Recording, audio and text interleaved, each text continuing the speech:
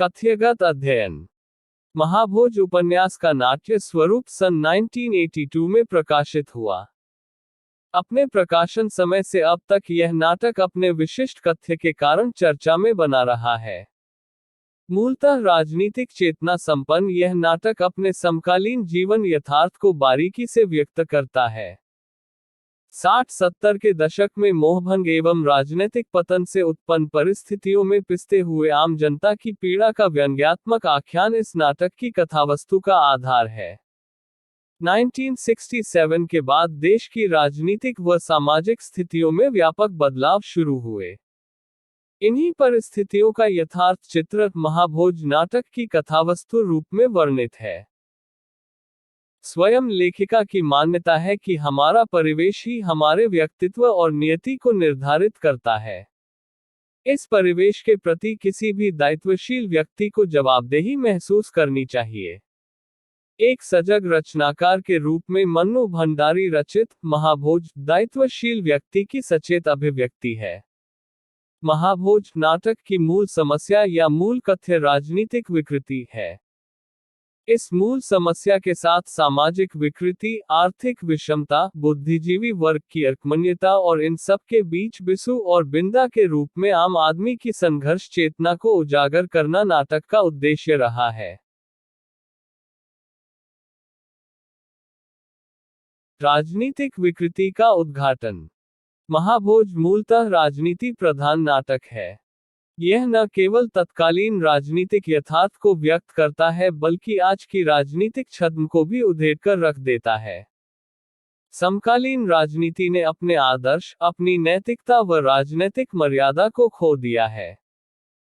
राजनीति में हर घटना, हर समूह स्वार्थ की तराजू पर तौला जा रहा है। इसलिए बिसेंस नामक एक पिछड़ी जाति के युवक की हत्या का लाभ पदासीन मुख्यमंत्री दास साहब और पदच्युत मुख्यमंत्री सुकुल बाबू दोनों उठाना चाहते हैं। इस कृति के नेपथ्य में बिहार के बेलछी हत्याकांड 1977 की घटना है, जिसका वर्णन नाटक में बिसु की हत्या की प्रतीकात्मक घटना से संबद्ध किया गया है।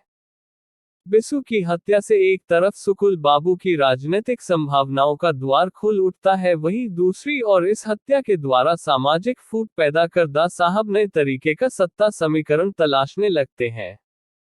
समकालीन राजनीति में जाति, धर्म, समूह में भेदभाव को वोट लूटने का सबसे आसान तरीका समझने वाले भ्रष्ट राजनेताओं की पोल खोलती लेखिका मन्नू भंडारी ने सत्ता के वास्तविक चरित्र को उद्घाटित किया है। महाभोज नाटक की कथावस्तु का आधार समकालीन विकृत राजनीति और विघटित होते मानवीय मूल्य है। कथा का आरंभ सरोहा गांव, उत्तर प्रदेश के बाहर सड़क किनारे पड़ी लावारिस लाश मिलने से होता है। पहचान के बाद ज्ञात होता है कि यह लाश गांव के होनहार व शिक्षित युवा बिसु की है। कौतूहल और विस्मय नाट्य वस्तु को प्रभावी बनाता है। कथा का आरंभ अपने आप में कौतूहलतापूर्ण है। तुरंत बिसु की मौत की खबर आग की तरह फैल गई और इस घटना की कड़ी तुरंत गांव के हरिजन टोला में लगी आग की घटना से जोड़ दी गई, जिसमें कई लोग जिंदा जल गए थे। विधानसभा उपचुनाव के 1 महीने पूर्व की इन दो घटनाओं से इन घटनाओं का कथा सूत्र जुड़ जाता है और अनेक तरह की चुनावी हथकंडेबाजी से इस घटना को अपने अपने फायदे के लिए भुनाया जाता है। सत्तारूढ़ पक्ष द्वारा सत्ता में बने रहने और विपक्ष द्वारा सत्ता पर कब्जे के दांव पेंच के बीच मृत मनुष्य की लाश महज एक नाम, एक वोट बैंक के रूप में झूलती रहती है। आगजनी और बिसु की मौत को राजनीतिक हथियार के रूप में प्रयुक्त किया जाता है। आज की वर्तमान राजनीति का चरित्र उजागर करते हुए लेखिका ने कथाक्रम को वर्णित किया है। नाटक में उपस्थित देशकाल, वातावरण व संपूर्ण परिप्रेक्ष्य हमारा जाना पहचाना है, परंतु घटनाओं और स्थितियों को इस तरह संयोजित किया गया है कि दर्शक को यह नई सी नजर आती है। यह नाटक की कथावस्तु की मौलिकता को रेखांकित करता है। महाभोज नाटक की कथावस्तु में घटनाओं की बहुलता है, परंतु घटनाएं एक दूसरे से इस तरह गुंफित हैं कि दर्शक एक क्षण के लिए भी भटकाव महसूस नहीं करता। वह आरंभ से अंत तक पात्रों के साथ गुथा रहता है। कथ्य की प्रभाव क्षमता और रोचकता बरकरार रखने के लिए व्यंग्य योजना काफी सहायक सिद्ध होती है। व्यंग्य का इतना सटीक प्रयोग समकालीन नाट्य में कम ही देखने को मिलता है। कथा संरचना में विविधता नाटक की कथ्यगत उपलब्धि है। ग्राम शहर, शोषक शोषित, सत्ता विपक्ष, वर्ग संघर्ष, राजनीतिक अपराधीकरण, भ्रष्टाचार, रिश्वतखोरी, आदर्श व यथार्थ के विविध आयामों को एक साथ समेटकर नाटककार ने कथापट को निर्मित किया है। खासियत यह है कि ये विविध सूत्र एक दूसरे में उलझे न होकर संश्लिष्टता के साथ सुलझे हुए गुंफित हैं। वैविध्यपूर्ण घटना बहुलता के बावजूद कथावस्तु सरल व प्रवाहपूर्ण है। नाटक की शुरुआत में बिसेसर की मौत और आगजनी की घटना की सूचना के बाद उपचुनाव में सत्ता पक्ष के उम्मीदवार लखन सिंह और मुख्यमंत्री दास साहब के बीच होने वाली बातचीत कथा विकास के आरंभ की अवस्था है। दास साहब तथा दत्ता बाबू के बीच का संवाद व मशाल के बदलते स्वरूप के साथ सुकुल बाबू के भाषण को कथानक के विकास की अवस्था कही जा सकती है। एसपी सक्सेना द्वारा केस की दोबारा जांच कथा को विस्तार देती है। सक्सेना द्वारा रिपोर्ट को नए रूप में लिखने की जरूरत बताने और जोरावर सिंह के चुनाव में उम्मीदवारी के साथ कथा उत्कर्ष को प्राप्त करती है तथा क्लाइमैक्स तब आता है जब दा साहब एसपी सक्सेना द्वारा तैयार रिपोर्ट को पंजा मारकर जोरावर और बिंदा झटक लेते हैं, एक एक कर मामले निपटाते चलते हैं।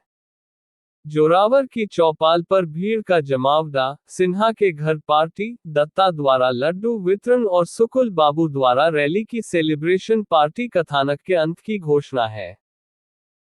इस प्रकार आद्यंत कथा में नाटकीयता व रोचकता बनी रहती है। दर्शक कथा सूत्रों के साथ शुरू से अंत तक स्वयं को जोड़े रखते हैं।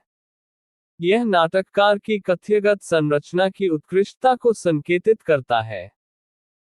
जातीय संघर्ष, जातिवादी वोट बैंक की राजनीति और जातियों का वोट बैंक के रूप में तब्दील हो जाना समकालीन राजनीति का क्रूर सच है, जिसका यथार्थ उद्घाटन नाटककार ने सफलतापूर्वक किया है। नाटक मूलतः उपन्यास में बुद्धिजीवियों की सत्ता के प्रति चापलूसी और अकर्मण्यता को दिखाकर नाटककार ने अपने समय के बौद्धिक वर्ग को उनकी वास्तविक जिम्मेदारी के प्रति सचेत करने का प्रयास किया है। नाटक के कथ्य के द्वारा लेखिका ने राजनीतिक स्वार्थ हेतु राजनेताओं के नैतिक पतन की कहानी चित्रित की है। चाटुकारिता, पदलोलुपता, सत्ता के साथ हाँ में हाँ मिलाना आदि व्यवहार बौद्धिक वर्ग के पतन का कारण बनता गया है। इसी तरह मीडिया लोकतंत्र के चौथे स्तंभ का स्वार्थवश बिकाऊ हो जाना भी समकालीन यथार्थ है। प्रशासनिक व्यवस्था में सत्ता का सीधा हस्तक्षेप और गरीबों, ईमानदारों के प्रति उनकी क्रूरता भारतीय समाज की वर्तमान हकीकत को उद्घाटित करती है। बिंदा के रूप में आम आदमी के संघर्ष चेतना को लेखिका ने अपनी सहानुभूति दी है, परंतु सत्ता का कुचक्र बिंदा को भी सलाखों के पीछे डाल देता है। यह एक चेतावनी है भारतीय लोकतंत्र के अपहरण की। नाटककार ने स्वातंत्र्योत्तर भारत के राजनीतिक, सामाजिक, बौद्धिक व प्रशासनिक जगत में व्याप्त भ्रष्टाचार, मूल्यहीनता और पतन को नाटक की कथावस्तु के रूप में प्रस्तुत कर न केवल यथार्थ की व्यंग्यात्मक अभिव्यक्ति की है, वरन सत्य सत्य की तरह प्रस्तुत करने का साहस भी दिखाया है।